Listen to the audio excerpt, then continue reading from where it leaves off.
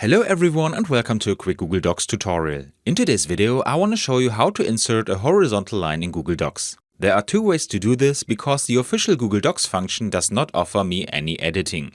However, it is still possible with a small workaround. First I open Google Docs and find some text that I want to separate with horizontal lines. The first way is via Insert and Horizontal Line. Using this official Google Docs method, we have quickly and easily inserted a horizontal line that we cannot edit any further. Another option is via Format, Paragraph Styles, and Borders and Shading. Here we first have to define the position of the line. For example, if I want to underline a text, I can use the first line. I can also specify whether I want a solid or dashed line. The line color can also be set. Probably the most important point in editing this horizontal line, however, is the thickness. We can set this via border width.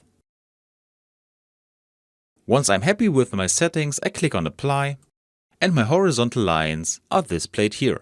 And that's all you need to know. I hope you enjoyed the video and I will see you again in the next tutorial. Until then, your tutorial guy. Bye!